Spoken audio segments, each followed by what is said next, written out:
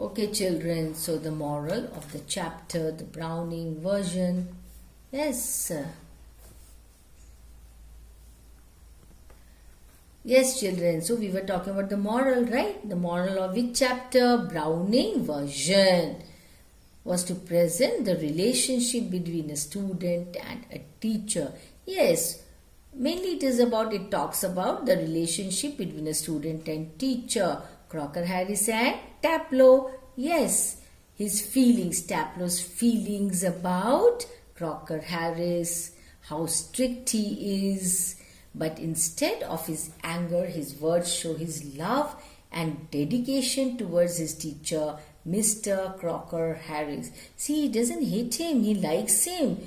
Though he is very strict, gives him extra work and all that, he admires his qualities. He's strict, but he is what? He's always fair to his deeds. Frank quite failed in tempting Taplow to abuse Crocker Harris. See, Frank tried his best, but Taplow did not.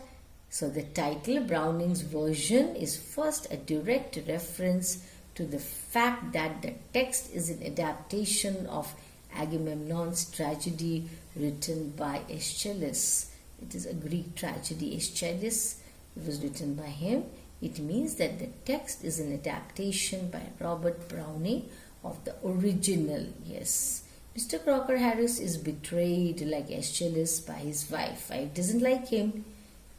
Now, what about the theme? The Browning version is a case study in a lifetime of emotional repression. Andrew Crocker Harris has clearly taken the view in life that it is better to repress his emotions than to let them get the better of him. But the quiet sorrow that surrounds him suggests that he has been a grave error. So now let's talk about Millie Crocker Harris. Millie Crocker Harris is Andrew Crocker Harris's younger wife. She had grown a feeling of hatred towards her husband with the passing years. She behaves very nicely in front of everyone, but treats with hatred to Andrew when they are alone. She had an affair with Frank Hunter. For Millie, Andrew was a failure. She hates him as he had not given financial pleasure to her. No money was given. In the end, she rejects to accompany Andrew to his new job. In this way, their marriage, what happened? Came to an end. So now we'll talk about Taplow, the student, teenager student. Taplow is a teenager, a lower 5th grade student of science. He is a student of Mr. Crocker Harris. His conversation with Frank gives a wide view of his character and also the character of Crocker Harris. It tells about his likes and dislikes. He wants to specialize in the subject of science. He dislikes arts. He has a strange attitude towards Crocker Harris. He presents his views about the latter in a very frank and straightforward manner. He has to stay behind even on the last day of the school. Mr. Crocker Harris has given him extra work. Extra work is sort of a punishment actually to do because he had been ill for a day during the week and missed the class. See, he was ill, so it's not his fault, is it? But still, it means Crocker Harris is so strict. Yes, so he has called him for extra work. It is already very late. Mr. Crocker Harris has not come yet. But Taplow is afraid of Crocker. He dare not leave the class until Crocker comes. Although he is afraid of Crocker, he doesn't dislike him. See, he's so afraid of him, yet he respects him, he likes him, he laughs at Crocker's poor joke only out of respect. We can say that Taplow is a very obedient student. Mr. Crocker Harris is a middle-aged senior teacher in the same school where Frank is also a teacher. Mr. Harris teaches Latin to students. He is a very strict teacher and enjoys an admirable command over his students. He follows rules and regulations meticulously. He is strict with his students, but he is not a sadist. So he does not want his students to like him. He wants them to make sincere efforts in learning. He gives extra works to students to show carelessness and make mistakes. Though he is strict, his students admire him, they like him. Frank Hunter is a dynamic young science teacher who is having an affair with Millie Crocker Harris. He is well liked by the pupils at the school but fears that his relationship with them is too informal and friendly, undermining his efforts as an educator.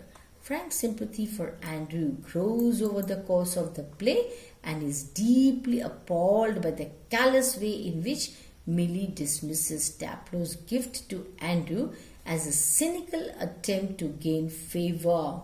Because gaining favor is not a good thing, yes?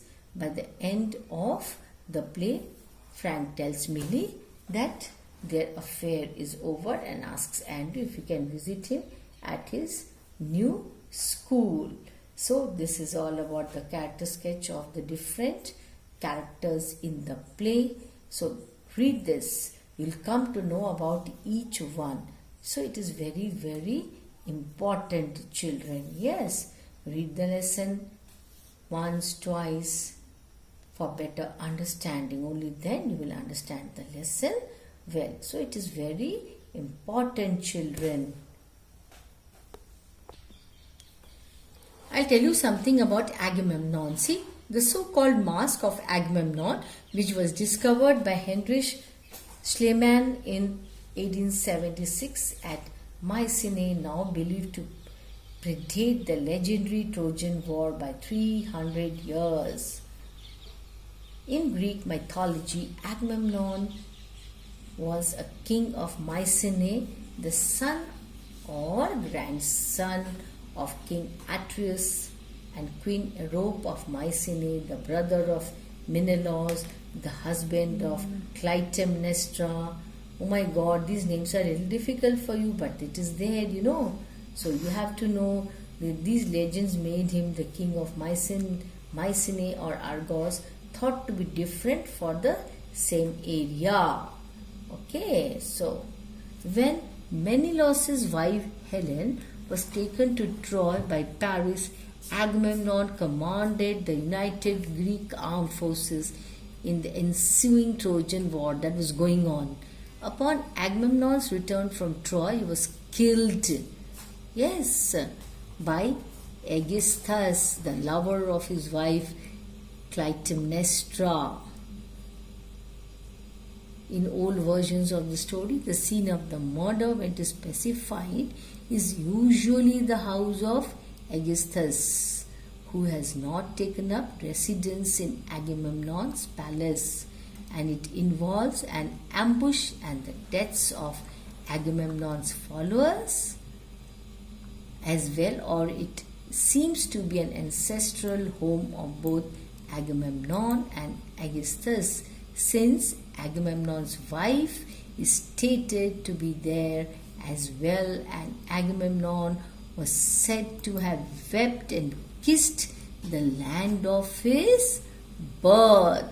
In some later versions, Clytemnestra herself does the killing, or she and Aegisthus act together, killing Agamemnon in his own home. So in short, I told you about that story. What Agamemnon, all these things happened in that story, so that you get some fair idea about it. Yes, children. So please read with proper understanding. That's all for this session. Thank you.